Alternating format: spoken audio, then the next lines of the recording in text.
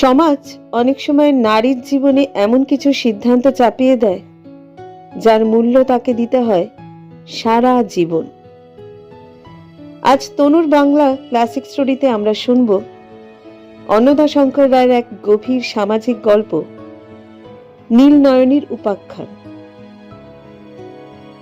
এক নারীর নীরব যন্ত্রণা, সমাজের নিষ্ঠুর নিয়ম আর ভাগ্যের সামনে অসহায় এক জীবনের কথা। চলো গল্পের পাতায় ফিরে যাই।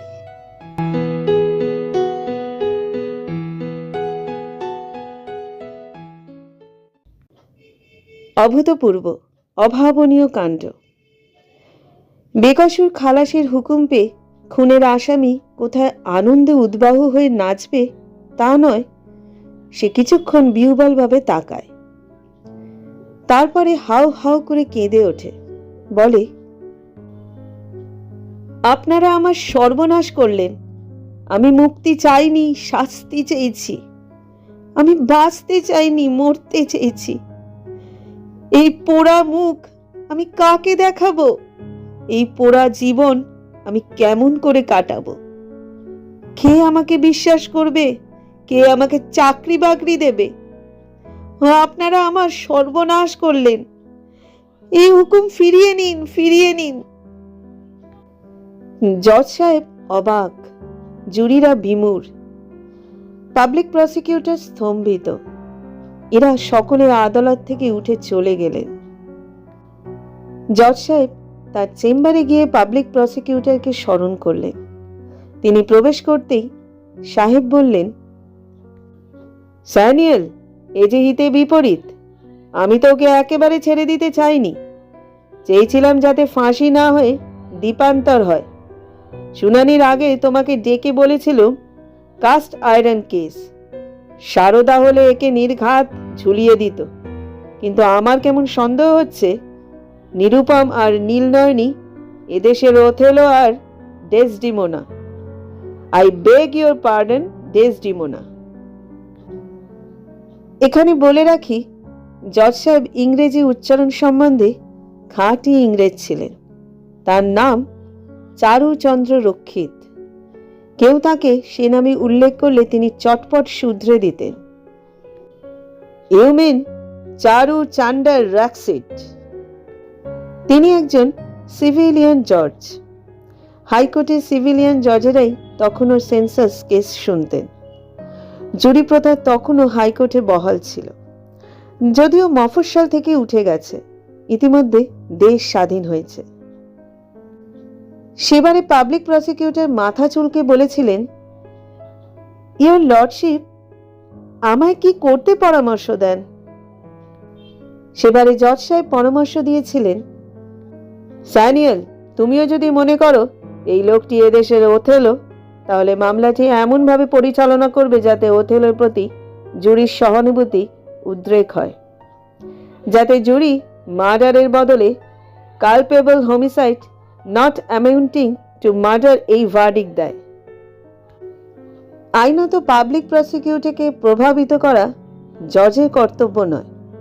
জজ হবেন নিরপেক্ষ, ফলাফল সম্বন্ধে উদাসীন। তবে তিনি জুরিকে বুঝিয়ে দিতে পারেন যে নরহত্যা সবসময় দণ্ডবিধি আইনের ৩০২ ধারার মধ্যে আসে না। কখনো কখনো ৩০৪ নম্বর ধারার প্রথমাংশ প্রযোজ্য। জুরি মনস্থির করেন, জজ সাধারণত হস্তক্ষেপ করেন না। পাবলিক প্রসিকিউটর আইনত জজের নির্দেশে কাজ করতে বাধ্য নয়। তাকে যারা নিযুক্ত করেছেন তাদের নির্দেশই তিনি পালন করবেন। এক্ষেত্রে প্রাণদণ্ডেরই নির্দেশ, কেননা অপরাধটা একান্ত গুরুতর। এই রকম ছিল মামলার শুনানির পূর্বের কথোপকথন। পরিচালনকারী পাবলিক প্রসিকিউটর বোধহয় যথেষ্ট কঠোর হননি, কিছুটা কোমল হয়েছিলেন। তাহলেও এতটা কোমল নন যে জুরি আসামিকে একেবারেই অব্যাহতি দেবে। তিনি জজ সাহেবকে বলেন, আমি সরকারকে এখন পরামর্শ দিতে পারি খালাসের বিরুদ্ধে আপিল করতে, তখন রিট্রায়াল হবে। জজ সাহেব হাঁ হাঁ করে ওঠেন। তাহলে সারদা যে লোকটাকে নিশ্চিত ঝুলিয়ে দেবে। সেই সময় সারদাকান্ত সেনগুপ্ত ছিলেন অন্যতম সিভিলিয়ান জজ, আরও সিনিয়র। এর আগে তিনি দায়রার মামলাগুলোর ভারপ্রাপ্ত ছিলেন। হ্যাঙ্গিং জাজ বলে তার কুখ্যাতি ছিল। মিস্টার জাস্টিস র্যাক্সিট সেদিন বাড়ি ফিরে গিয়ে 2 গ্লাস শেরি দিয়ে তার মনের দুঃখ ডুবিয়ে দিলেন। ওদিকে আসামি তো আদালত থেকে বেরোতেই চায় না, বলে, কোথায় যাব? আমার বলতে কে আছে? একটি 6 বছরের ছেলে। তখন নিরুপমের ভগ্নিপতি সত্যব্রত এগিয়ে এসে বলেন, তোমার দিদি আছেন, তোমার ছেলেকে তার ওখানেই পাবে, চলো আমার সঙ্গে। নিরুপম তার সঙ্গে দিদির বাড়ি যায়। সেখানে তার ছেলেকে জড়িয়ে ধরে আরেক দফা কান্নাকাটি করে, কিন্তু একটিও কথা বলে না। দিদির পায়ে মাথা রেখে কিছুক্ষণ অশ্রু বর্ষণ করে, কিন্তু একবারও মুখ খোলে না। জামাইবাবুকে তার যা বলার ছিল তা সে একখানা কাগজ টেনে নিয়ে লিখে জানায়, আমার ভগ্নিপতি সত্যব্রত ভট্টাচার্যকে আমি আমার নাবালক পুত্র নিরঙ্কুশ ভট্টাচার্যের গার্জেন নিযুক্ত করিলাম। লাইফ ইন্স্যুরেন্স কোম্পানির কাছ থেকে আমার যা পাওনা তা তিনি আদায় করিয়া আমার পুত্রের কল্যাণে ব্যয় করিবেন। তারপর তার সেই কাগজের সাক্ষী হিসেবে স্বাক্ষর করার জন্য 2 প্রতিবেশীকে ডেকে আনা হলো। সে রাত্রে নিরুপম সেই বাড়িতেই ছিল, কিন্তু সকালে তার শোবার ঘরের দরজা খুলে দেখা গেল সে উধাও। অনেক খোঁজ করেও তার সন্ধান পাওয়া গেল না। তার ছেলের পরবর্তী জন্মদিনে সে আপনি এসে হাজির হলো। তার পরনে গৈরিক। তাকে জিজ্ঞাসা করা হয়, তুমি কি সন্ন্যাস গ্রহণ করেছ? সে বলে, না, এই দেখো আমার উপবীত। আমি গৈরিক ধারণ করেছি এই জন্য যে কেউ আমার পূর্বাশ্রমের কথা জানতে চাইবে না, আমিও জানাবো না।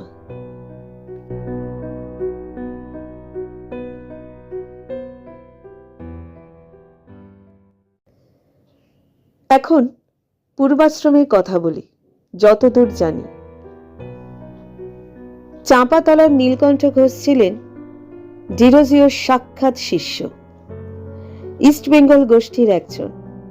ঘোষ বংশের ধারা ধরে তার পুত্র নীলাম্বরও হিন্দু কলেজে পড়ে। হিন্দু কলেজ যখন প্রেসিডেন্সি কলেজে রূপান্তরিত হয়, তখন ধারাবাহিকতা রক্ষা করেন নীলকমল, নীলরতন ও নীলবরণ ঘোষ। নীলবরণের কন্যা নীলনয়নী। ওরা ডিরোজিয়ন বলে পরিচয় দিতেন। সেটা শুধু বাড়ির সদর মহলে। অন্দরমহলে চিরাচরিত পূজা পার্বণ, বারব্রত, চিকের আড়ালে বসে জলসা দেখা, বাইরে বেরোলে 1 হাত ঘোমটা। মেয়েদের সাধারণত 16 বছর বয়সের আগে বিয়ে হয়ে যেত। এরা পুরুষানুক্রমে সলিসিটার ও নীল রক্তের দাবিদার। বাড়িটাও ইস্ট ইন্ডিয়া কোম্পানির আমলের কলোনিয়াল স্টাইলে। নীলনয়নী 16 বছর বয়সে বিয়ে করবে না, কলেজে পড়বে, এবং বেথুনে নয়, প্রেসিডেন্সি কলেজে। ততদিনে প্রেসিডেন্সি কলেজের দরজা ছাত্রীদের জন্য উন্মুক্ত হয়েছিল। সেটা প্রথমবার নয়, প্রথমবার হয়েছিল পি.কে. রায়ের আমলে, গত শতাব্দীর শেষ ভাগে। তখন 3 ব্রাহ্ম ছাত্রীকে প্রেসিডেন্সি কলেজে ভর্তি করা হয়েছিল। ইংল্যান্ডে তখনও কো এডুকেশন চালু হয়নি। বাঙালি এ ব্যাপারে অগ্রণী। এবার নীলনয়নী প্রেসিডেন্সি কলেজে গিয়ে দেখে আরো অনেক ছাত্রী যোগ দিয়েছে, তার বেশিরভাগই হিন্দু ঘরের। তারা এখন নিজেদের মধ্যে দল পাকায়। ছেলেদের সঙ্গে মেশে না, কিন্তু ক্রমে ক্রমে বাক্যালাপ শুরু হয়। নিরুপম ভট্টাচার্য বলে একটি ছাত্রীর সঙ্গে নীলনয়নীর বন্ধু সম্পর্ক গড়ে ওঠে। একজন ইংরেজ লেখক বলেছেন, ছেলেতে মেয়েতে বন্ধুত্ব হয় না, যেটা হয় সেটাও এক প্রকার প্রেম। সেটা সাধারণত বিবাহে পরিণত হয় না, থেকে যায় জীবন ভরা হতাশায়। আমাদের নিরুপম ও নীলনয়নী সে কথা জানতো না। শুধুমাত্র নীলনয়নীর সঙ্গে একসঙ্গে বসে ইংরেজি পড়ার জন্য নিরুপম আইএসসির পরে বিএ পড়ে। ফলে সে ডাক্তার বা ইঞ্জিনিয়ার হতে পারে না। ইকোনমিক্স অনার্স পড়ে, ইকোনমিক্সে ফার্স্ট ক্লাস অনার্স পায়। এদিকে নীলনয়নী অল্পের জন্য ফার্স্ট ক্লাস পায় না, ইংরেজিতে হাই সেকেন্ড ক্লাস অনার্স পায়। সেইখানে তার পড়াশোনায় ছেদ পড়ে। বাবা চরম পত্র দেন, বিএ পাশের পরে বিএ পাস। মাও বলেন, মেয়েরা কুড়িতে বুড়ি হয়, তোর বিয়ের বয়স পার হয়ে যাচ্ছে, তোর জন্য আমরা সবাই উদ্বিগ্ন। এরপরে শুরু হয়ে যায় পাত্রপক্ষের কোণে দেখা। নীলনয়নী একে একে প্রত্যেকটি পাত্রেরই খুঁত ধরে, বলে, ছেলেটি দেখতে ভালো, কিন্তু কেমন যেন হাবা বোবা, মুখ দিয়ে কথা বেরোয় না। আরেকজনের বেলায় বলে, ইনি একজন বক্তিয়ার খিলজি, মুখ দিয়ে তুপড়ি ছোটে।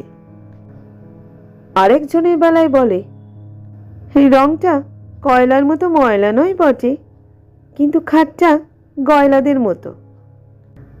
আরেকজনের বেলায় বলে, ইনি একটি কার্তিক, সাজ পোশাক পরে ফুলবাবু। এমনই করে এক এক করে সবাইকে খারিজ করে। তখন মা বাবা বলেন, তুই নিজেই স্থির কর কাকে বিয়ে করবি, কিন্তু যাকেই কর অবিলম্বে করতে হবে। মেয়ে বলে, আমার সহপাঠী নিরুপম ভট্টাচার্য আমাকে ভালোবাসে, আমিও তাকে ভালোবাসি। ভালোবাসাটাই সবচেয়ে বড় কথা। দ্বিতীয় একজনকে যদি ভালোবাসতুম, তাহলে দুজনের থেকে একজনকে বেছে নেওয়ার প্রশ্ন উঠত। তবে আমি বিলম্বের পক্ষপাতী, কারণ নিরুপম এখনো সেটেল হয়নি, তার জন্য আরো সময় চাই। তারপরে সে বিশদভাবে নিরুপম ও তার পরিবারের পরিচয় দেয়। মেয়ের মা চমকে উঠে বলেন, সে কি রে, পাত্রটি যে বামুনের ছেলে, জামাইকে আমি আশীর্বাদ করব না জামাই আমাকে আশীর্বাদ করবে? জামাইকে আমি পাদ্য অর্ঘ্য দেব না জামাই আমার চরণ বন্দনা করবে? হে পাপ, পাপ, মহাপাপ! তোর জন্য কি আমি নরকে যাব? না না, এ বিয়ে হতে পারে না। বাবা বলেন, আমার কাছে কাস্ট জিনিসটা বড় কনসিডারেন্স নয়, ক্লাসটাই বড়। নিরুপম ইকোনমিক্সে ফার্স্ট ক্লাস অনার্স পেয়েছে বটে, কিন্তু ওর পরিবারটা লোয়ার মিডিল ক্লাস। ও যদি ধাপে ধাপে উন্নতি করে, তাহলে একদিন লোয়ার মিডিল ক্লাস থেকে মিডিল ক্লাসে, তারপর আপার মিডিল ক্লাসে প্রমোশন পেতে পারে। কিন্তু তার জন্য কে জানে, হয়তো 30 বছর দেরি হবে। আমরা 30 বছর কেন, 30 মাসও অপেক্ষা করতে রাজি নই। ওকে যা হয় একটা কিছু কাজ নিয়ে আরম্ভ করতে হবে। এই যেমন লাইফ ইন্স্যুরেন্সের এজেন্সি, আমি একটা ইন্স্যুরেন্স কোম্পানির সলিসিটর, আমি ওকে সাহায্য করতে পারি। আমার একটা ফ্ল্যাট খালি পড়ে আছে, সেটা সাহেব পাড়ায়, সেটা আমি ওকে ছেড়ে দিতে পারি। ঠিকানা চকু খানসামা লেন না হয় রাসেল স্ট্রিট হলে বিজনেস আরো জমবে। ওকে একটা বেবি অস্টিন কারও ব্যবহার করতে দিতে পারি, তাহলে ওকে ট্রামে বাসে চড়ে বড় লোকের বাড়ি হাজির হতে হবে না। অস্টিন হাঁকিয়ে সারা শহর ঘুরতে পারবে। ও যদি উদ্যোগী পুরুষ হয়ে থাকে তো 1 বছরের মধ্যেই আশাতীত সাফল্য অর্জন করতে পারবে। আমি ওকে 1 বছর সময় দিতে রাজি। নিরুপমকে চায়ের নিমন্ত্রণ করা হয়। তার সঙ্গে কথা বলে নীলবরণ সন্তুষ্ট হন। বলেন, তোমার ইংরেজি চোস্ত ইংরেজি, যে কোনো বিলেত ফেরতা ব্যারিস্টারের মতো। তোমাকে আমি ব্যারিস্টার মহলে সুপারিশ করব। অনেকেই তোমার পলিসি কিনবে, কিন্তু আমার একটি মাত্র শর্ত, আমার মেয়ে যে স্টাইলে মানুষ হয়েছে তাকে তুমি সেই স্টাইলেই বরাবর রাখবে। নিরুপম বলে, নিশ্চয়ই। সে 1 বছরের মধ্যে বিয়ে করতে রাজি হয়। তার ধারণা ছিল তার রাজি হওয়া মানে তার বাবা মারও রাজি হওয়া। নীলনয়নীর মা সুধান, তুমি কি ঠিক জানো তোমার মা বাবাও রাজি হবেন? তারা যদি রাজি থাকেন, এবাড়ির কর্তা গিয়ে ও বাড়ির কর্তার কাছে প্রস্তাবটা পারবেন, তারপরে পাকা দেখা, আর বছরখানেকের মধ্যে শুভকর্ম। নিরুপম যখন কথাটা বাবা হরনাথের কাছে ভাঙে, তখন তিনি আগুন হয়ে বলেন, বামন হয়ে চাঁদে হাত, শূদ্র হয়ে ব্রাহ্মণের ঘরে বিবাহ? আমরা পাশ্চাত্য বৈদিক, রানী বারেন্দ্রার সঙ্গেও আমাদের চলে না, চলবে কিনা কায়স্থের সঙ্গে? আমি সামান্য স্কুল মাস্টার বলে কি আমার এমনই দুরবস্থা? অর্থের জন্য জাতি বর্ণ বিক্রয় করব? তুমি কি জানো যে কায়স্থদের বিবাহের সময় কি মন্ত্র পাঠ করা হয়? নীলবরণ ঘোষ দাসস্য কন্যা নীলনয়নী দাসী। এই দাসীটিকে তুমি যখন নিয়ে আসবে, তখন ও তোমার গর্ভধারিণীর পা ছুঁয়ে প্রণাম করতে গেলে শুনবে, আমি এই মাত্র চান করে উঠেছি, শুদ্ধটা আমার গা ছুঁয়ে দিল। তিনি চানের ঘরে গিয়ে বালতি বালতি জল ঢেলে শুচি হবেন, বধূবরণ করবেন না, পাক স্পর্শ করতে দেবেন না, শূদ্রাণীকে রান্নাঘরে ঢুকতেই দেবেন না। কাজেই বুঝতেই পারছ, তোমার বউ অপমানিতা বোধ করে বাপের বাড়ি ফিরে যাবেন, তখন তোমাকেই ঘর জামাই হতে হবে। এটাও তোমার জেনে রাখা ভালো, তোমার ছেলের পহিতে হবে না। ব্রাহ্মণ সমাজ তাকে ব্রাহ্মণ বলে গ্রহণই করবে না, অগত্যা তাকে কায়স্থ সমাজেই মিশে যেতে হবে। তার চেয়ে ভয়ঙ্কর কথা, আমার আত্মা পরলোকে গিয়ে শান্তি পাবে না। তোমার ছেলে যদি পিণ্ড দেয়, আমার আত্মা সেই পিণ্ড গ্রহণ করতে পারবে না, পিণ্ডর জন্য হাহাকার করবে। সে যে কি দুরবস্থা তা তুমি কল্পনা করতেও পারবে না। এবার নিরুপম তার মা নারায়ণীর কাছে যায়। মা বলেন, দাসী বলে যাকে ঘরে আনবে, আসলে সেই হবে রানী, আমি হব দাসী। সে 1 সিন্দুক শাড়ি নিয়ে আসবে, দিনে 3 বার বদলাবে। আমার তো 2খানি মাত্র শাড়ি। ও 1 বাক্স গয়না নিয়ে আসবে, আমার তো 2খানি মাত্র চুড়ি। আমি রান্না করে ওকে 4 বেলা খাওয়াবো, আমি তো নিজে 2 বেলার বেশি খেতেই পাইনি। তারপর ভেবে দেখো তোমার নিজের ছোট বোনের কথা, তার বয়স এখন 12। এখন থেকেই পাত্রের খোঁজ করতে হবে। কিন্তু কোনো ব্রাহ্মণ পরিবার কি ওর সঙ্গে ছেলের বিয়ে দেবে? নিরুপম ভাবনায় পড়ে যায়। ওর বাবা ওকে ডেকে বলেন, চাণক্য পণ্ডিতের কথা মতো তোমার 16 বছর বয়স থেকে তোমার সঙ্গে আমি মিত্রবৎ আচরণ করেছি। তুমি শুধু আমার পুত্র নও, আমার মিত্র। তাই তোমাকে আরো একটা কথা বলি, এটা খুব কম লোকই জানে। এই মেয়েটির নাম নীলনয়নী হয়েছে এই জন্যেই, এর চোখের তারা নীল। নিরুপম বলল, হ্যাঁ, চোখের তারা নীল। এটা কেমন করে হলো তা বোঝো? ব্রিটিশ আমলের আগে পর্তুগিজ হারমাদরা শুধু যে জমিদারদের ধন সম্পদ লুট করে নিয়ে যেত তাই নয়, সুন্দরী মেয়ে দেখলে তাকেও হরণ করে নিয়ে যেত।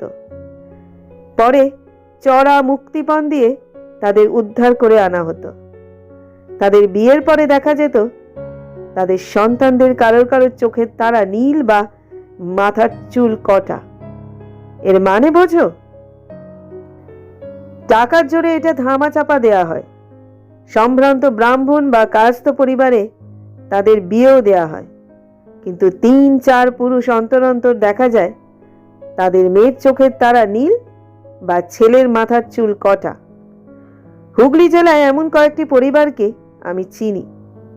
চাঁপাতলার ঘোষেদেরও আদি নিবাস শ্রীরামপুরে। সেখানকার সম্ভ্রান্ত পরিবারে আমি এমন মেয়ে দেখেছি নীল রক্তের কল্যাণে নীলনয়নী কন্যাদের সুপাত্রে বিবাহ হয়ে যায়। এবার ওরা সুপাত্র পেয়েছে তোমাকে। এর ফলে এই প্রাচীন ব্রাহ্মণ বংশে শুধু শূদ্রের সংমিশ্রণ নয়, যবনেরও সংমিশ্রণ ঘটবে। তোমাকে বন্ধুর মতো পরামর্শ দিচ্ছি, তুমি সময় থাকতে নিবৃত্ত হও, প্রবৃত্তি দমন করো। নিরুপম বলে, এসব বাজে গুজব, এর অন্য বায়োলজিক্যাল ব্যাখ্যা আছে। আপনি যদি বিয়ে করতে বারণ করেন আমি করব না, কিন্তু এ জীবনে বিয়েই করব না। আপনার নাতি হলে তো পিণ্ড দেবে, হবেই না। তখন আপনার তথাকথিত পরলোকে আপনার তথাকথিত আত্মা হাহাকার করবে, কিন্তু তার জন্য আমি দায়ী হব না। আমি নিজে উপবীত ত্যাগ করব না। বেঁচে থাকলে পিণ্ডদান করব, কিন্তু বেঁচে থাকতে কি আমার ইচ্ছে করবে? সঙ্গিনীহীন জীবন কে চায়? তখন বাবা একটু নরম হন, মা কিন্তু গরম। বলেন, তোমার জন্য আমাদের এত গর্ব, তুমি এত বড় বিদ্বান, কিন্তু তোমার জন্য আমাদের লজ্জার সীমা থাকবে না। লজ্জায় আমার মাথা কাটা যাবে। নিরুপম পড়ে যায় বিষম দোটানায়। শ্যাম রাখবে না কুল রাখবে, এসব কথা নীলনয়নীকে বলতে সাহস পায় না। তাহলে সে সোজা জবাব দেবে, আমাকে বিয়ে করতে হবে না, তুমি কুলই রাখো। আমি বাবাকে বুঝিয়ে বলবো যে তোমার বাবা মা এই বিয়েতে রাজি নন, কাজে এ বিয়ে হবে না। কিন্তু মাকে বোঝানো শক্ত হবে। আমাকে চেপে ধরবেন, তুমি যাকে খুশি বিয়ে করো, কিন্তু বয়স থাকতে থাকতে বিয়ে করা চাই। আমরা তো চিরদিন বাঁচবো না। তোর সময় মতো বিয়ে দিলে নাতির মুখ দেখে যেতে পারবো। মায়ের পীড়াপিড়িতে বিব্রত হয়ে নীলনয়নী নিরুপমকে বলে, আমার এখন উভয় সংকট। তোমাকে যদি বিয়ে করতে না পারি, তাহলে অন্য একজনকে বিয়ে করতে হবে। কি করে সেটা সম্ভব? একজনকে ভালোবাসবো, আরেকজনকে বিয়ে করব? আমার দ্বারা তেমন কাজ হবে না। নিরুপম বলে, তোমাকে আমি তেমন কাজ করতে বলবো না। তুমি আমাকে ভালোবাসো, এইটা আমার সবচেয়ে মূল্যবান সম্পদ। এর জন্য যদি কুল ত্যাগ অবশ্যম্ভাবী হয় তবে তাই হোক, কিন্তু বিয়ে আমি করবই, আর কাউকে নয়, তোমাকেই। এটাও এক প্রকার বাগদান। এরপরে সে লাইফ ইন্স্যুরেন্সে এজেন্সি নেয় ও নীলবরণের দেয়া ফ্ল্যাটে গিয়ে বসবাস শুরু করে দেয়। তা সত্ত্বেও নিরুপমের দোনামোনা ভাব কাটে না। শেষে একদিন দেখা যায় নীলনয়নী গিয়ে নিরুপমের ফ্ল্যাটে হাজির হয়েছে, আর এমন ভাব দেখাচ্ছে যেন সেই গৃহিণী। রাত্রেও সেখানে থাকতে চায়, থেকেও যায়। তখন নিরুপম বলে, লোকে ভাববে কি এটা যে বিয়ে না করে লিভিং টুগেদার। নীলনয়নী বলে, তোমার যদি এতই মনে লাগে তবে তুমি কালকেই গিয়ে সিভিল ম্যারেজের নোটিশ দিয়ে দাও। আনুষ্ঠানিক বিবাহ কয়েক মাস পরে হবে, তাতে মহাভারত অশুদ্ধ হবে না। তখন নিরুপমের আর পালাবার পথ থাকে না। সে নোটিশ দেয়। নোটিশের মেয়াদ পূর্ণ হওয়ার সঙ্গে সঙ্গেই ডক্টর গৌড়ের আইন অনুসারে সিভিল ম্যারেজ হয়ে যায়। উভয় পক্ষের প্রিয় বন্ধুরা সাক্ষী থাকেন, কিন্তু গুরুজনেরা কেউ আসেন না। তারপর ওদের ধরে নিয়ে গিয়ে ঘোষ পরিবারের আনুষ্ঠানিক বিবাহ দেয়া হয়। কন্যাপক্ষের অনেক চোখ দেন, কিন্তু বরপক্ষের কেউ আসেন না। বরকর্তার স্থান নেন নিরুপমের এক ব্রাহ্মণ অধ্যাপক। বধূবরণ করেন অধ্যাপক গৃহিণী। যথারীতি বৌভাত হয়। নীলনয়নীর রান্না আমন্ত্রিতরা সকলেই খান ও খেয়ে তারিফ করেন। বিবাহে নিরুপম এক কপর্দক বরপণ নেয় না। যা দেওয়ার তা নীলবরণ তার কন্যাকেই দেন। তারপর তারা রাসেল স্ট্রিটের ফ্ল্যাটে গুছিয়ে বসে। বছর কয়েক বেশ আনন্দেই কাটে, যদিও নিরুপমের মনে কাঁটা ফুটে থাকে যে তার মা বাবা তার বিবাহকে স্বীকৃতি দেননি। এমন কথাও তার কানে আসে, ওর বাবা নাকি বলেছেন ও যার সঙ্গে আছে সে ওর সহধর্মিনী নয়, সঙ্গিনী। আর মা নাকি মন্তব্য করেছেন, সঙ্গিনী কেন, বলো রক্ষিতা। নিরুপমের ধারণা ছিল, আর ওর বন্ধুরা বলেছিল, একটি নাতি হলে ওর মা বাবা দেখতে আসবেন, ও মেনে নেবেন। কিন্তু তেমন কিছু ঘটে না। কেবলমাত্র তার দিদি কল্যাণী তার জামাইবাবু সত্যব্রতকে খোঁজ নিতে পাঠান, কি হয়েছে, ছেলে না মেয়ে। হিতৈষীরা পরামর্শ দেন, ওরা দেখতে না আসুন, তোমরা গিয়ে দেখা করেও দেখিয়ে আনতে পারো। আর সব মেয়ের মতো নীলনয়নীরও স্বাদ ছিল শ্বশুর শাশুড়ি ননদ দেওরদের নিয়ে ঘর কন্যা করতে। একদিন ওরা বাচ্চাকে নিয়ে হরনাথ বাবুর বাড়ি যায়। দোতলা থেকে দেখতে পেয়ে নিরুপমের বোন সাবিত্রী নিচে নেমে এসে দরজা খুলে বলে, তোমাদের সঙ্গে তো ছাড়াছাড়ি হয়ে গেছে, তোমরা কেন এসেছো, ফিরে যাও। নিরুপম বলে, আমরা কি মায়ের সঙ্গে দেখা করতে পারিনি? সাবিত্রী বলে, মা আগে থেকে বলে রেখেছেন তোমাদের মুখ দেখবেন না, বাবাকেও শাসিয়ে রেখেছেন। যাক, আমি দেখে রাখলুম, বাচ্চাটি তো বেশ সুন্দর হয়েছে, বলবো বাবাকে মাকে এ কথা। কি নাম রেখেছ? নিরঙ্কুশ, ও বড় হলে হিটলার কি স্ট্যালিন হবে। এরপর আর ওরা উন্মুখ হয় না, সময়ের ওপর ছেড়ে দেয়। বছর কয়েক বাদে নিরুপমের দুর্দিন আসে। স্বাধীনতার পরে বিলিতি কোম্পানিগুলো ব্যবসা গুটিয়ে নিতে আরম্ভ করে। তাদের মধ্যে ছিল নিরুপমের ইন্স্যুরেন্স কোম্পানিও। যারা চলেই যাচ্ছে তাদের পলিসি কিনে কি লাভ হবে? পলিসি যখন ম্যাচিওর করবে তখন তো ওরা এদেশে থাকবে না। নিরুপম পড়ে যায় ধাঁধায়, কোনো দেশি কোম্পানির এজেন্সি নেবে নাকি? ওদের অর্থ সমস্যা এমন তীব্র হয় যে এক এক করে বিলাস ব্যসন ত্যাগ করতে হয়। জীবনযাত্রার স্টাইল খাটো হয়ে যায়। তা সত্ত্বেও দেখা যায় ক্লাবের বিল কমতির দিকে যাচ্ছে না। নিরুপম ড্রিঙ্কস খায় ও খাওয়ায়, ব্রিজ খেলে, কখনো জেতে কখনো হারে। নীলনয়নী একদিন সন্ধ্যাবেলা ক্লাবে গিয়ে উপস্থিত হয়। ব্রিজ খেলার টেবিলে নিরুপমের পাশে এক জাঁদরেল পার্সি ভদ্রমহিলা, আর নিরুপম ইচ্ছে করে তাকে জিতিয়ে দিচ্ছে। বাড়ি ফিরে নীলনয়নী জিজ্ঞেস করে, ব্যাপার কি বলতো, কে ওই ভদ্রমহিলা? নিরুপম বলে, ওর নাম মিসেস সোডা ওয়াটারওয়ালা, পোচখানওয়ালার কি যেন হন। ওরা পার্সি, ওদের অনেকগুলো কোম্পানি আছে, যে কোনো একটাতে আমাকে ঢুকিয়ে দিতে পারেন। আরেকদিন নীলনয়নী অনাহতভাবে ক্লাবে হাজির হয়ে দেখে ভদ্রলোক ও ভদ্রমহিলারা জোরে জোরে নাচছেন। তাদের মধ্যে নিরুপম আছে। তার পার্টনারকে মেম সাহেবের মতো দেখতে, কিন্তু তার বিদেশিনীর মতো পোশাক নয়। নীলনয়নী কিছুক্ষণ নাচ দেখে, স্বামীর সঙ্গে বাড়ি ফিরে শুধায়, ব্যাপার কি বলতো, মহিলাটি কে? উনি মিস শিরিন মেহতা, স্যার ফিরোজ শাহ মেহতার কি যেন হন।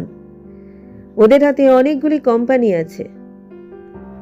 এরপর নীলনয়নী জেদ ধরে, আমাকেও রোজ ক্লাবে নিয়ে যেতে হবে। নিরুপম বলে, সে কি কথা, তাহলে খোকনকে দেখবে কে? আমি কি বাড়িতে থেকে যাব? নীলনয়নী বলে, তাহলে বাড়ি থাকো, আমি তোমার সঙ্গে গ্রামাফোনের রেকর্ড বাজিয়ে নাচব। সেদিন তোমার স্টেপগুলো মোটেই বাজনার সঙ্গে ম্যাচ করছিল না। ব্লু ড্যানিউব ওয়ালতাসের স্টেপস মোটেই ওরকম নয়। আমিও একসময় লেসন নিয়েছিল, তখন কথা চলছিল এক বিলেত ফেরতা ব্যারিস্টারের সঙ্গে বিয়ের। কিন্তু বাড়িতে থেকে নিজের স্ত্রীর সঙ্গে নাচের জন্য নিরুপমের একটুও উৎসাহ ছিল না। তাতে পরস্ত্রীর সঙ্গে নাচের উল্লাস নেই। আর ব্রিজ খেলার কি জানে নীলনয়নী?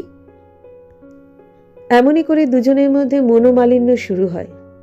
নিরুপম একদিন বলে ফেলে, তোমার জন্য আমি কুলোত্যাগ করেছি, তাই কি যথেষ্ট নয়? ব্রিজ ত্যাগ করতে হবে, ক্লাব ত্যাগ করতে হবে, ড্রিঙ্কস ত্যাগ করতে হবে? তুমি আমার জন্য কি ত্যাগ করেছ? নীলনয়নী এর কোনো জবাব খুঁজে পায় না, আহত হয়, বলে, তাহলে তুমি আমাকেও ত্যাগ করো। এভাবেই দাম্পত্য কলহ বেশি দিন থাকে না। ছেলেকে নিয়ে ওরা আবার সুখী সংসার গড়ে তোলে। কিন্তু খরচ তো কিছুতে কমতে চায় না। তখন নীলনয়নী একদিন বলে, আজকাল দুটো ইনকাম ছাড়া সংসার চলে না, স্বামীর ইনকাম আর স্ত্রীর ইনকাম। আমাকে তুমি অনুমতি দাও, আমিও একটা চাকরির সন্ধান করি। নিরুপম বলে, তা কি হয়? বংশমর্যাদা ক্ষুণ্ণ হবে যে, আমারও তোমারও। বরঞ্চ স্টাইল একটু খাটো হোক, কিন্তু বংশমর্যাদা খাটো হওয়া উচিত নয়। কয়েক মাস পরে নীলনয়নী আবার জেদ ধরে। সে চাকরির খোঁজে বেরোবে। রাধুনীকে ছাড়িয়ে দিয়েছে, সে নিজে দাঁড়ছে। এরপর কি আয়াকে ছাড়িয়ে দিতে হবে? নিরুপমের জন্য পার্সিরা কেউ কিচ্ছু করেননি। সে কোন মুখে নীলনয়নীকে নিরস্ত করবে? কিছুদিন বাদে অল ইন্ডিয়া রেডিওতে একটা সাময়িক ভ্যাকেন্সি হয়। আবেদন করা মাত্র নীলনয়নী কাজটা পেয়ে যায়। নিরুপম তো অবাক। সে বলে, দেখো, রেডিও স্টেশনটা হলো যত রাজ্যের বাউন্ডুলেদের আড্ডা। সেখানে গিয়ে তুমি ওদের সঙ্গে মিশবে, তোমার নামে গুঞ্জন উঠবে। কি দরকার গুটি কত টাকার জন্য মর্যাদাহানি? নীলনয়নী বলে, গুটি কয়েক টাকা যে আমার বিশেষ দরকার। আর বাউন্ডুলে যাদের বলছো, তারা কলকাতার বিশিষ্ট গায়ক, গায়িকা, লেখক, নাট্যকার। সে তারাবাদক। ওদের সঙ্গে মিশলে তুমিও কালচার্ড হতে। নিরুপম ভুল বোঝে, বলে, আমি কালচার্ড নই, ওরা কালচার্ড। নীলনয়নী মাফ চায়, বলে, আমি ও কথা বলিনি। আমি শুধু বলতে চাইছি আমি নিজে কালচার্ড হয়েছি। নিরুপম সাবধান করে দিয়ে বলে, ওদের প্রাইভেট লাইফ মোটেই নিষ্কলুষ নয়। পাঁকের ছিটে তোমারও গায়ে লাগবে। এরপর ওদের কারো কারোর সঙ্গে জড়িয়ে নীলনয়নীর নামে বেনামি চিঠি আসতে থাকে। কোনো কোনো চিঠি ডিরেক্টর পর্যন্ত পৌঁছয়। নীলনয়নী আশা করেছিল রেডিওতে টিকে যেতে পারবে, কিন্তু ওরা ওকে বাদ দিয়ে অন্য ব্যবস্থা করে। নিরুপম বলে, আমি জানতুম তোমার জন্য যাদের চাকরি হয়নি তারা ঈর্ষায় জ্বলছিল। তুমি আমাকে কিছু সময় দাও, আমি ইনকাম বাড়াবো। কিন্তু নীলনয়নীর রোগ চেপে গিয়েছিল যে, সেও প্রমাণ করে দেখাবে সে উপার্জন করতে পারে। সে প্রেসিডেন্সি কলেজের হাই সেকেন্ড ক্লাস ইংরেজি অনার্স পাওয়া ছাত্রী। অন্য কারোর চেয়ে কম কোয়ালিফাইড নয়। ট্রাভেল এজেন্সিতে ওর মতো মেয়েরা কাজ করছে, কেউ কেউ হোটেলের রিসেপশনিস্ট। সরকারি দপ্তরেও মেয়েরা হানা দিচ্ছে, যথেষ্ট সম্মানও পাচ্ছে। একটি মেয়েকে সে চেনে। তার অফিসের চাপরাশি পিয়নরা তাকে বলে মেম সাহেব। দিদিমণি বললে সে সাড়া দেয় না, অথচ সে কোনো দিন বিলেত যায়নি, কোনো নাম করা কলেজেও পড়েনি। নিরুপম কিন্তু মনে করে মেয়েরা অফিসে গিয়ে তাদের মাহাত্ম্য হারিয়ে ফেলেছে। কেউ যাদের দেখতে পেত না, যারা অন্তঃপুরে বাস করত, তারা যেন পর্দার বাইরে এসে খেলো হয়ে যাচ্ছে। আর সবটাই হচ্ছে গোটাকতক টাকার জন্য, দেশ সেবা বা লোকহিতের জন্য নয়। নীলনয়নী একটা সরকারি দপ্তরে চাকরি পেয়েও যায়। মাঝে মাঝে বাড়ি ফিরতে দেরি হয়। নিরুপম বলে, কি আজ বসের সঙ্গে মোটর বিহারে বেরিয়েছিলে নাকি? নীলনয়নী চটে যায়, বলে, তোমার বড় ছোট মন। তোমার আসল চরিত্র ফুটে বেরোচ্ছে। মনুর মতো তুমিও মনে করো নস্ত্রী স্বাতন্ত্র্য মহর্তি। মেয়েরা কেউ স্বাধীনতার যোগ্য নয়, অথচ দেশের স্বাধীনতা সংগ্রামে কত মেয়ে ঝাঁপিয়ে পড়েছে।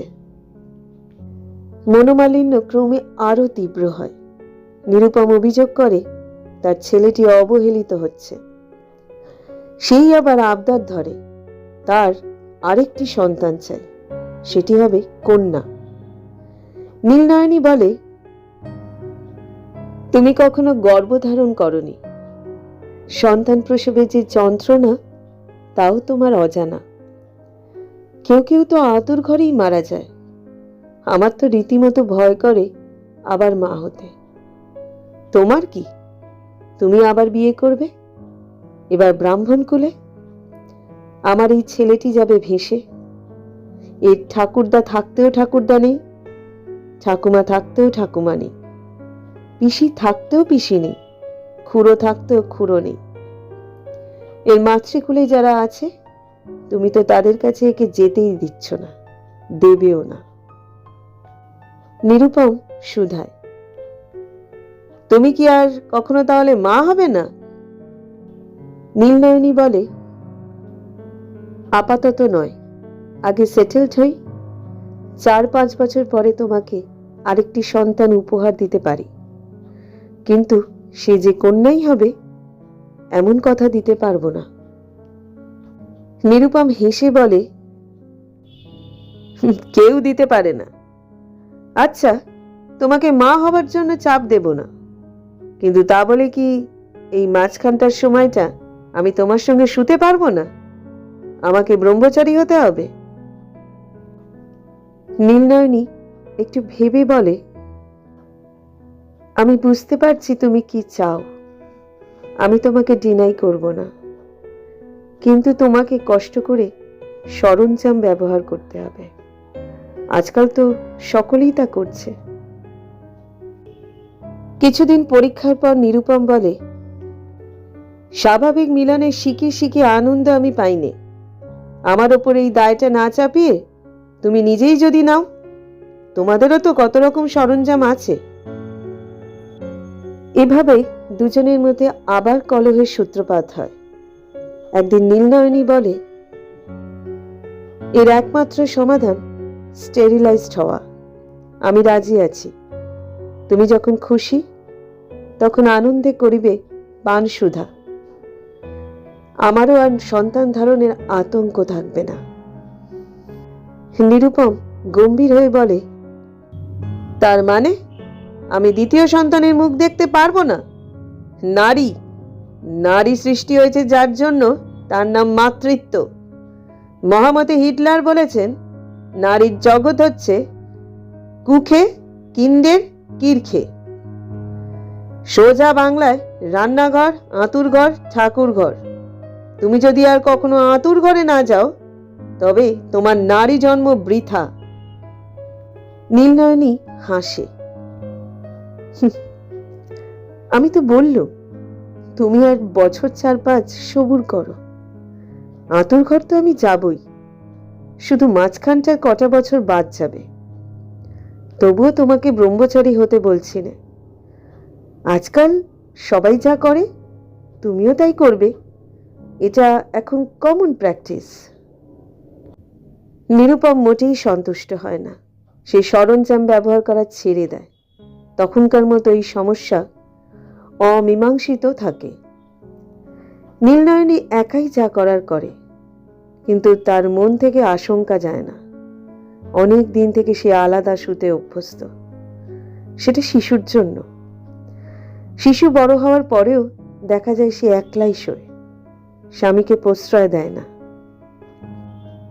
একদিন নিরুপম ওর শোবার ঘরে ঢুকে ওকে একটি চমক দেয়। কোনো রকম সাধা সাধি না করে উপগত হয়।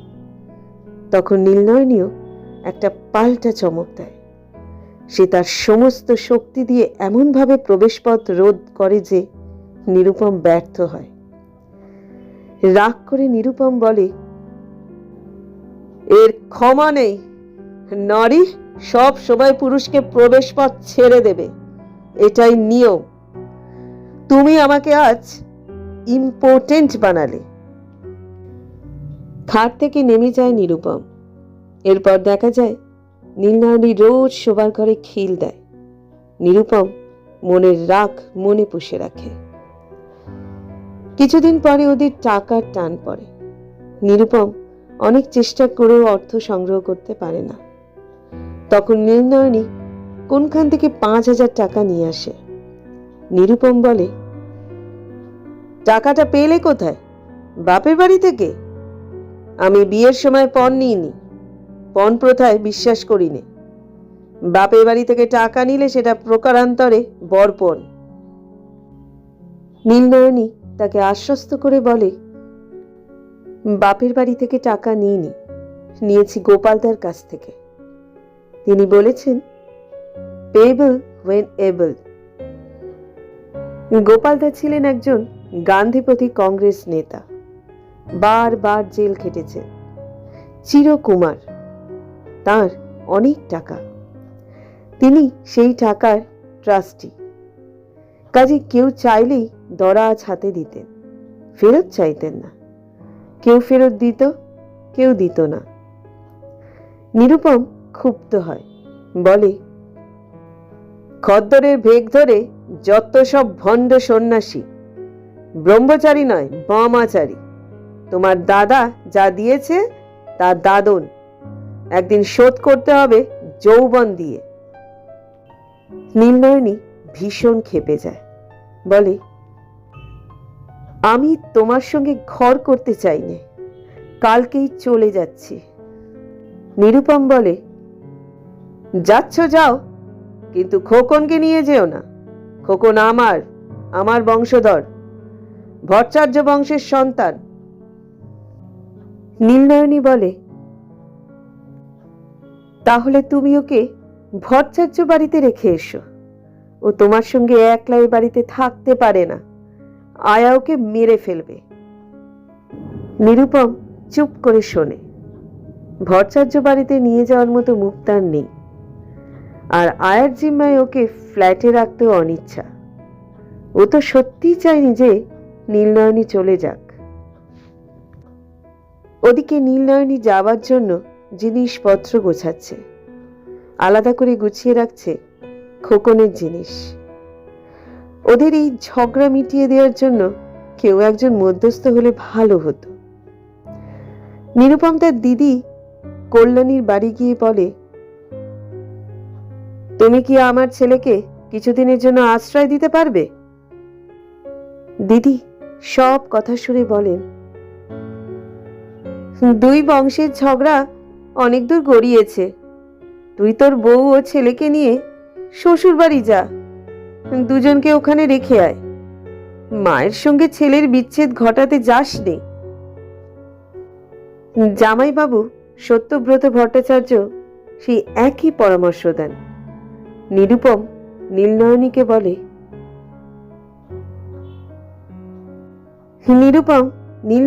বলে, চলো তোমাকে বাপের বাড়ি রেখে আসি, খোকনও তোমার সঙ্গে যাবে। নীলনয়নী মুখ ঝামটা দিয়ে বলে, তুমি আমাকে বন্দি করে রেখেছ, বাদীর মতো খাটিয়েছ। আমি ঘর ঝাড় দিয়েছি, বাসন মেজেছি, তোমার জুতো পালিশ করেছি, তোমার সেবার জন্য কি না করেছি। অথচ তুমি আমাকে বলেছ আমি রোজ 5খানা সাবান কেন ব্যবহার করি? একখানা হাত ধোয়ার জন্য, একখানা গা ধোয়ার জন্য, একখানা শৌচের জন্য, একখানা বেবির জন্য, একখানা কাপড় কাচার জন্য। আচ্ছা, এর কমে কোনো ভদ্রমহিলার চলে? অথচ তুমি নিজে রোজ 1 টিন সিগারেট খাবে, এক প্যাকেটে তোমার কুলোবে না। তোমাকে নিয়ে আমি হদ্দ হয়েছি। আর সহ্য করতে পারছি না। আমার সঙ্গে যাবে বলছো? সেখানে গিয়ে তুমি থাকবে আমার সঙ্গে, না ছেড়ে চলে যাবে? আমি বুঝতে পেরেছি, এটা ইবসেনের ডলস হাউস। তুমি আমাকে নিয়ে নোরার মতো খেলা করেছ, একটুও ভালোবাসোনি, পুতুল করে রেখেছ। আমাকে বাইরে বেরোতে দাওনি। যদি আমি বাইরে বেরোলুম, আমাকে সন্দেহ করলে, পাছে আমি পরপুরুষের প্রেমে পড়ি। অথচ আমি তোমায় সন্দেহ করিনি। ক্লাবে গিয়ে আমাকে না জানিয়ে তুমি পর নারীদের সঙ্গে ডান্স করেছ। তুমি যদি আমার সঙ্গে যেতে চাও তো চলো, কিন্তু দুদিন বাদে ছেড়েই যদি চলে আসবে তো শুধু শুধু যাওয়া কেন? আমার ভাবনা তোমার জন্য নয়, খোকনের জন্য। তোমার সবাই আছে, ওর কেউ নেই। আমার সঙ্গে গেলে দাদামশাই পেত, দিদিমা পেত, মাসি পেত, মামা পেত, ভাই বোনও পেত, কিন্তু ওরা সবাই শূদ্র। তোমরা ওদের ঘৃণা করো। নিরুপম প্রতিবাদ করে, না না নেলি, আমরা ঘৃণা করি না, ওটা তোমার ভুল ধারণা। আমি তোমাদের ওখানে থাকতে চাই না, পাছে লোকে বলে আমি ঘোষেদের ঘর জামাই, তাতে আমার আত্মসম্মানে লাগবে। পুরুষ মানুষের আত্মসম্মানই সব। নীলনয়নী বলে, নারীরও আত্মসম্মান আছে। আমাকে আমার ন্যায্য অধিকার থেকে বঞ্চিত করা হয়েছে কেন? শ্বশুরবাড়িতে একটা রাতও আমি থাকতে পারিনি। সাবিত্রী কিভাবে আমাকে ফিরিয়ে দিল, যেন সমস্ত বাড়িটা অপবিত্র হয়ে যেত। এইসব লোয়ার মিডিল ক্লাস মানুষদের সঙ্গে বাস করলে আমি অপবিত্র হয়ে যেত। আমাকেই দিনে 3 বার সাবান মেখে চান করতে হতো। না নিরুপম, এর কোনো ক্ষমা নেই। আজকের দিনে এই ব্যবহার অমার্জনীয়। ওরা আমাকে রিকগনাইজ করেনি, আমি ওদের রিকগনাইজ করব না। আমার শুধু ভাবনা আমার বাচ্চাটার কি হবে। নিরুপম ভেতরে ভেতরে জ্বলে, উত্তর ভেবে পায় না। মাথায় খেলে যায় হিটলারের উক্তি, ফাইনাল সলিউশন। ইহুদিদের বেলায় তিনি যা প্রয়োগ করেন। এরপর নিরুপমকে ঠিক প্রকৃতস্থ বলা যায় না। আসলে লোকটা খারাপ নয়, কিন্তু যে কাজটা করে সে কাজটা খারাপ। সে রাত্রে নীলনয়নী শোবার ঘরের দরজায় খিল দিতে ভুলে গিয়েছিল। রাতের মাঝখানে নিরুপম গিয়ে ওর পাশে শোয়। ওর ঘুম ভেঙে যায়। এক হাতে নিরুপমের গলা জড়িয়ে ধরে ও বলে, ডার্লিং, তোমাকে ছেড়ে কি আমি থাকতে পারি? 2 দিন বাদে ঠিক ফিরে আসব। এই বলে সে আবার ঘুমিয়ে পড়ে। সকালবেলা যারা ওর ঘরে ঢোকে তারা দেখতে পায় নিরুপম নীলনয়নীর পায়ে মাথা খুঁড়ে কাঁদছে। ও বলছে, নেলি, আমায় ক্ষমা করো, আমি তোমায় মারতে চাইনি, তুমি বেঁচে ওঠো। খবর পেয়ে পুলিশ এসে ওকে ধরে নিয়ে যায়। পোস্টমর্টমে ধরা পড়ে নীলনয়নীর গলায় আঙুলের দাগ। ফরেন্সিক পরীক্ষায় সেই দাগ মিলে যায় নিরুপমের আঙুলের ছাপের সঙ্গে। নিরুপম পুলিশকে বলেছিল ঘটনাটা ঘটে গেছে ঘুমের ঘোরে। পরে ম্যাজিস্ট্রেটের আদালতে তার স্বীকারোক্তি প্রত্যাহার করে। প্রত্যক্ষদর্শী ছিল না, কিন্তু সার্কামস্ট্যান্সিয়াল এভিডেন্স নিরুপমের বিপক্ষে যায়। চিফ মেট্রোপলিটন ম্যাজিস্ট্রেট এনকোয়ারির পর ওকে দায়রায় সোপর্দ করেন। বিচার হয় হাইকোর্টের সেশনস বিভাগে, জুরির সাহায্যে বিচার। জুরি কেন যে ওকে অব্যাহতি দিল সেটা রহস্য থেকে যায়।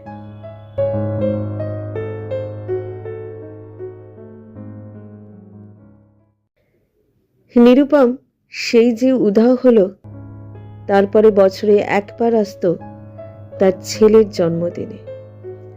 এক রাত থাকতো, তারপর আবার নিরুদ্দেশ। নিরঙ্কুশ যখন সাবালক হয়ে তার মাতুলালয়ে চলে যায়, তখন থেকে নিরুপম আর ছেলের জন্মদিনে আসে না। শুধু একখানা পোস্ট কার্ড পাঠিয়ে দেয়, তাতে শুভ কামনা জানায়, কিন্তু ঠিকানা দেয় না। ডাকঘরের মোহর থেকে জানা যায় সে কখনো হরিদ্বারে, কখনো দ্বারকায়, কখনো শ্রীরঙ্গমে, কখনো কাঞ্চিপুরমে, কখনো বেনারসে, কখনো পুরীতে। 7-8 বছর বাদে পোস্ট কার্ড আসা বন্ধ হয়ে গেল। তাহলে কি সে মৃত? তারও কোনো নিশ্চয়তা নেই। হয়তো হিমালয়ের কোনো গুহায় বসে নির্জনে তপস্যা করছে, যাতে তার পাপ মোচন হয়।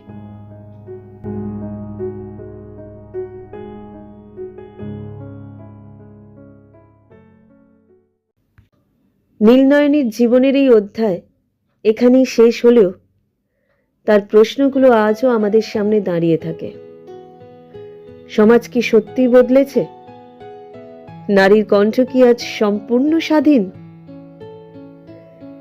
নীলনয়নীর উপাখ্যান আমাদের শেখায় নীরবতাও কখনো কখনো সবচেয়ে গভীর প্রতিবাদ। এই ছিল অন্নদা শঙ্কর রায়ের এক অনবদ্য সামাজিক গল্প। তোমাদের গল্পটা কেমন লাগলো জানাতে ভুলো না। ভালো লাগলে লাইক ও শেয়ার করো। আর এমনই আরো ক্লাসিক গল্প শুনতে চ্যানেলটি সাবস্ক্রাইব করে সঙ্গে থেকো তনুর বাংলা ক্লাসিক স্টোরির সঙ্গে। আজকের মতো বিদায় নিচ্ছি। খুব শিগগিরই ফিরবো নতুন আরেকটা গল্প নিয়ে। সবাই ভালো থেকো, সুস্থ থেকো এবং অবশ্যই সাবধানে থেকো।